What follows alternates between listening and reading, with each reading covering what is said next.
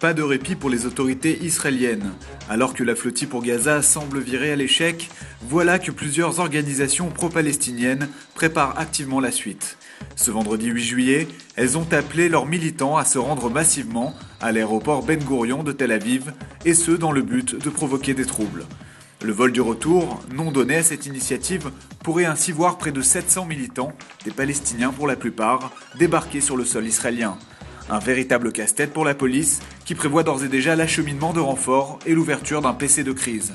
Par ailleurs, les services de sécurité œuvrent dès à présent à l'identification de ces militants qui partiront d'une dizaine d'aéroports à travers le monde. Cela devient désormais une habitude.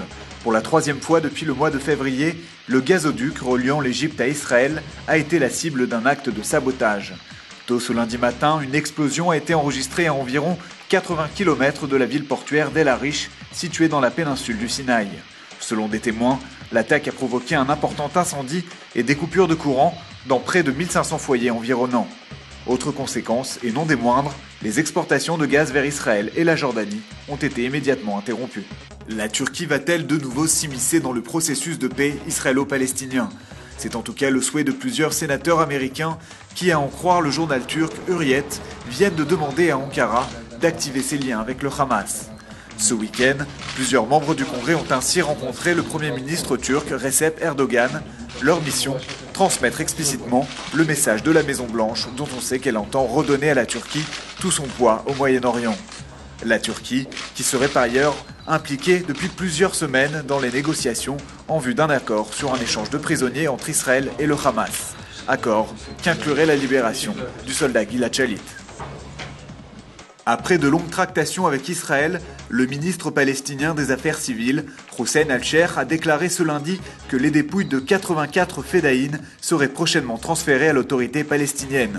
Il s'agit de terroristes impliqués dans des attaques anti-israéliennes depuis 1967. Après une vérification ADN, les corps seront rendus aux familles avant d'être enterrés. De son côté, l'autorité palestinienne annonce qu'une importante cérémonie marquera le retour des dépouilles, cérémonie à laquelle devrait participer le président palestinien Mahmoud Abbas. La Knesset en passe de durcir sa législation contre ses propres membres. L'objectif est de limiter le passage de députés d'une formation politique à une autre en plein mandat. Une pratique courante qui permet aux locataires de la Knesset de préserver leurs nombreux avantages. Désormais, ces derniers auront le droit de changer de parti politique uniquement une fois tous les 5 ans. C'est le ministre du gouvernement Yaakov Katz qui se trouve derrière ce projet de loi.